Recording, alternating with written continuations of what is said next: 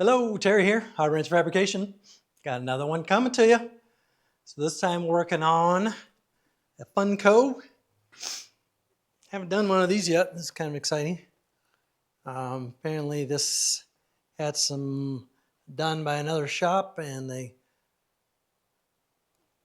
had a couple issues with the electrical part. So I'm going to do that. Looks like it has a new motor and tranny put in it.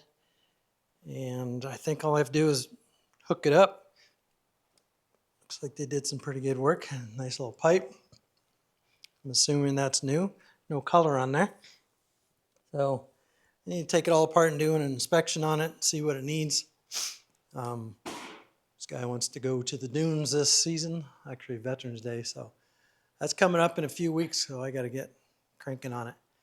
Hopefully this is relatively straightforward and I can get it done.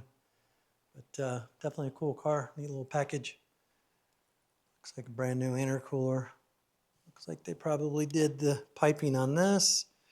Looks really nice. You wanted a wing on here that they had bolted on here, I think, but it's not a really good place for a wing. So if he wants it there, maybe I'll probably make some brackets inside, maybe go to the bottom of that and just sturdy this up. Probably look pretty neat with the little wing on it. I like wings. A little wingy dingy. But yeah, sit back and relax, see what I got coming up with on this one. All right, got the, wing off of there. And you can already tell that wiring is not up to snuff on what we typically like to do, but it'll work. That's not what he came in for though. Looks like this other place did all this work, I'm assuming. No, they did the pipe. Looks like they probably added on from here out. Looks good. I'm kind of assuming that they put this on because it looks brand new. But all this looks nice. Good fabrication work on the old Funco. So I gotta get the rest of this off. Pull all this out, pull the radiator out. I don't think there's any water in here, I'm pretty sure.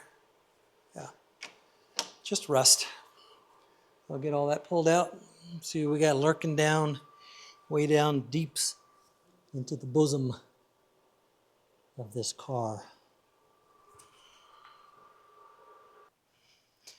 Well, not sure how many times I dropped this, but it was at least once. Things all crooked out over there, and then I don't know if it was the same drop, but they bent that one too. Not horrible. But I can fix that. Thing's heavy. Nice little intercooler. So we're getting closer to finding some stuff. I see red down there. Keep ripping and tearing. Not sure what's going on here. I guess that's what they ran because that looked really small too. I've just never seen a radiator tube that small. Thing is dinky. But this looks like the original Funco one, so must work because they definitely know what they're doing. All right, got a part to a point where I think I could start going back together. So this had a Delphi MEFI 4 computer in it before. That's what all the relays were there, and then they put the Holly in over here. So basically I just need to figure out how to get the Holly hooked up to what components were already on here. But it's a mess. You can see there's just stuff. I took the side panels off and there's crap laying everywhere. The wiring before is terrible. It looks like they probably added on this red part here. Which means this stuff is, I mean, look at all this crap. It's It's all broken. There's 1, 2, 3, 4 different harnesses running through there. And then this little nightmare going on through here. So I have to re-engineer or back engineer all this stuff to kind of figure out where it went and what was going on. So this is going to get a signature series on this one too. It's just an absolute mess, but I can't do it right now because we just barely finished the last one. And I just need to get this stuff together and kind of run it for them. But there's plenty of room up here for a nice panel to put like we did before. I mean, all these wires run over here and they all go down along the bottom of the car on that side too, which they have the center console, which is usually a pretty good place to run all your wires. I don't see hardly anything going in there. So I don't know how much of this is Funco and how much of this has been done, you know, over the years. Obviously it's an older car, but it's just garbage. So we'll have to figure it out. You know, just little screws to the right to the powder coat. I don't see any paint removed, powder coat removed going. I wasn't even showing you that, was I? There's really no indication there was paint removed from that. They just screwed it in there. Which, I mean, my friend Mike can't stand that. We usually run a dedicated ground all the way through, even though it is a pain in the butt. We'll run that ground wire all the way through the car and go all the way up front to a dedicated ground bus bar. So, got my work cut out for me on this one. Get all of that all up in there, figure out where it goes. It's really hard to get to. I'm definitely going to take these chocks off of here, probably let all the air out of the bags, and I can lower this car pretty much all the way to the ground. That'll make it easier to get down in that hole, because you can see, you know, top level is here, bloop, and then it drops way down. So that's what I'll be doing tomorrow. For now, I'm gonna go relax. You should too. Well, to my surprise, I think I got most of the stuff hooked up. I had to pretty much take all the sheathing off of all these wires to figure out where this stuff was going. They had, I think I said before, that they had the fuel pump was hot wired. That's what this yellow wire runs all the way up to here. There's a yellow wire right there, so that was actually hooked to its own switch because they couldn't figure out how to get the pump on. It had the factory wire, which is right here. That's hooked up, and this computer definitely turns the pump on. So I had to backtrack everything and figure out where the relay was for that, which is stuffed away down in there. And I finally got power to the relay, and when I turned the switch on, the pump cycled, which is great. Then I checked to see if there was power going to the coils. This red wire right here, there's no power. And I'm like, okay, that's weird, because they had it running at some point. So I backtraced the power going to the coil, and that was the same wire that goes to the fuel pump. So when you turn the power on to the switch, it cycles that fuel pump to build pressure, and then it goes off. Well, that's what was happening to the coils. They would cycle on, and then they would shut back off and didn't have power. So I had split that wire, get it to its own power. So now that last relay is hooked up the power to this plug over here, and that gives power to everything else. So still a nightmare. I mean, this thing is just a disaster. We have to redo this whole thing like we just did on this buckshot. And all this wiring run through here. They had a cam plug right here, which that gets your communication going to your dash. Well, the center wires are 2 oranges. Those are supposed to be for the CAN system, for the communication going to the dash. Well, they had those hooked to power. The outside 2 wires are the ones that are supposed to be hooked to power. So I had to cut the wires and switch them. So now the dash started working. So this had power all the time. So when you turn it on, this is lit up. So you have to basically turn the battery off every single time. But now, when you hit that, it lights this up, cycles the pump, and basically starts up. And doesn't run great because the old Turbskis not hooked up to anything, because I can't hook it all back together and still play with the wiring if I have another problem. So difficult. And then this little disaster up front, trying to figure out where all this stuff goes. They have these gigantic wires for high outputs. So these are 35 amp outputs, and then they go to, little dinky wires like this. So they go down in size, which is just ridiculous. And then this have these teeny tiny wires, and then they go up to these gigantic ones.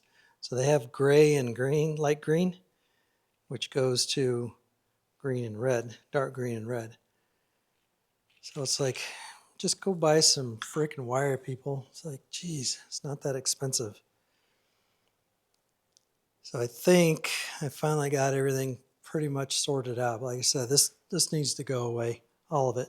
It's got to be stripped, start over. But I think at least I got everything kind of hooked up where it's supposed to. I do have oil pressure on the dash now. Don't know if I have coolant yet because it's not running, it's not hot, but all that stuff is hooked up. I had to lay on this to get over the edge and get down in there. So now basically all I have to do is just start wrapping things up and trying to make them pretty. But yeah, he said he'll be back. He'll be back, and we'll do it right. Spend some serious time. He wants it for veterans, which is basically a week or so away, and I just have some other stuff I got to get done. So I don't have time to do it right, but it at least runs now, and yeah. So it's kind of a weird deal on a $250,000 car that people would go in there and just hack and butcher. And I mean, I got to fix this stuff. A lot of these little butt connectors, there's metal just sticking out like this one right here. So I'll fix that because I'm not letting them go out like that. So that metal just hanging out. So this is for the lights. So you turn the lights on, and then this touches on the metal sitting right here. It's protected by the Switch Pro, but it'll short out and it'll kick the circuit breaker inside there. And anywho, that's what's happening. So we'll keep plugging away. So I haven't played with the new Switch Pro yet with the 12 position. So it's kind of cool because it has its own outputs on here. So typically you just have regular amps like 15 and then high amp, which is 35, but you have to double the wires. So like 2 of these white ones together will equal 35. So they put 4, actually this one of these is a ground, they put 4 outputs on there for a little bit higher demand. So it's kind of cool. So that's what they use for the fuel pump. So fuel pump wire is a little small, but at least it's bigger than this tiny little thing. And so, yeah, it's kind of neat. But all of these are not being used. I mean, definitely could have got by with an 8. So this whole entire thing is not being utilized correctly. So when we do it right, we'll probably hook this up to one of the switches in there. So you can turn it on and off, because this thing has been cycling. Every time I give it a little bit of juice, it turns on automatically. And it's been cycling on and off. It'd be nice to be able to turn it off. And then whoever hooked these up, I don't know what the thought pattern was on this guy, where you should have put those two together. So I suppose I could change that. You can reconfigure all these switches on your phone. It hooks up that way, so it's kind of cool. So that's that. So I'm going to keep working. What is cracking, YouTube Nation? So I'm starting to wrap up some of this wiring. It's not going to be perfect, because I'm just going to have to redo it eventually, but this is all taped up nice. And now I'm starting to replumb the wastegates. So we had just rubber hose on all that. Whoever did this, which is okay, it works, but he bought this kit. So I'm going to put that on. Should have enough fittings for it. So that should look pretty nice. So yeah, it's pretty easy. Just got to get to the one underneath there, which is going to be a little bit of a pain, but I took the pipe off, took this down to get out of the way, and then I took the fuel line off. So I think I could reach back there now. So we'll get that going. Got the AN lines hooked up. So like I said before, you had just rubber hoses on there. It looked horrible. Plus, rubber's not particularly fond of a bunch of heat and stuff, which is all traveling through there. So regular wastegate here, that comes off of the turbo. They had it hooked up through the manifold, which I suppose would work, but this is obviously a much better reference for the boost. And that was plugged off, so that goes directly to the wastegate. So the boost pressure coming out of here goes through here, and there's a rubber diaphragm in here, and then there's a little valve, and then a spring. So the boost pressure going in here pushes on that diaphragm, opening that valve and dumping the exhaust so it doesn't overboost. So you have to have one of these on there to control the boost. If you don't, the thing will just keep zinging up and overboost and probably blow it up. So a 2-stage boost control is this one over here. So this one goes to what they call as a MAC valve. And I don't know if I can get in there. So it's that little black and blue thing. It's basically just a solenoid. I don't know if you can see it. It's in there. Trust me. So that one has the pressure, manifold pressure, coming from the bottom of the manifold. There's a little hose in there. So it's going to, when this opens up, so it's usually pulse width modulated through their Holly. So it's going to kind of open and closes a little valve in there. What that does, it takes that pressure that's in the manifold itself, right, from the turbo. It's pressurized, and when that opens, then that pressure goes to the backside, and it helps to push that spring, overcome the spring in that diaphragm, and pushes it back to close the valve to increase the boost. Does that make sense? So without this, you just have whatever spring pressure is inside of here, and you can change these springs out. But if you have like 5-pound springs, you're making 5 pounds of boost basically. It's not 1 for 1, but that's the concept. Then you put 10 pounds of boost in there, then increases it, so on and so forth. But when you have your boost controller, you can use a little bit lighter spring to control that boost. When that valve opens up, it pushes the manifold pressure against that, closes it, and increases the boost. So that's how that works. So we've got the hoses on there all done up nice little brackets. and looks 10 times better than cheesy little rubber hose that was on there. None of this had any clamps on there. So you get the rubber hot and then boost, those things will just blow right off. So not the great setup. So all done up, real nice, real nice. So I gotta pull this up, and I don't particularly like metal rubbing right on the spark plug boot. That can cause a little arc if it's rubbing on there. So that's gonna get thrown up. I'm gonna throw that up, maybe an Adel clamp on this or something, just to kind of get it up out of the way. It's a little stiff, so it's not gonna move super easy, so I'm gonna need something pretty positive to hold it. But no bueno. And what else do we got? I don't know. You're still plugging away. I still have to clean up some of this wiring in here, but for the most part, it's pretty much done. These goes to the fans. I don't even know if they work yet. Hopefully they do, but throttle cables, cheesy, that needs to be changed. Transmission cables aren't done right. That has to be changed. I mean, there's a lot of work. I have to take everything out, take the seats out, all the stuff to be able to get to all that and fix it properly. But this part's done. Not a big fan of the crooked pipe. I guess once you get the wing on there, it doesn't look too bad. But when you're doing pipes, in my opinion, it's just so critical that, you know, you got to get the angle of the dangle.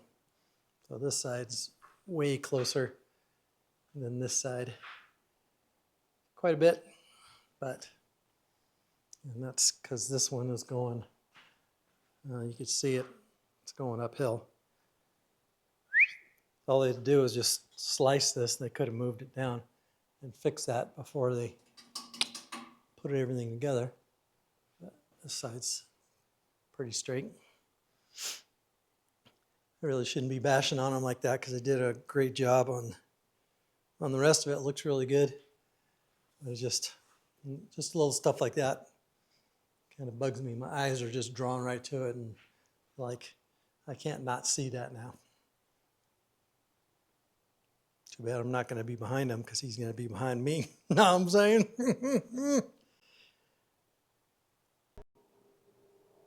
So I got it pretty much done for what I'm going to get done.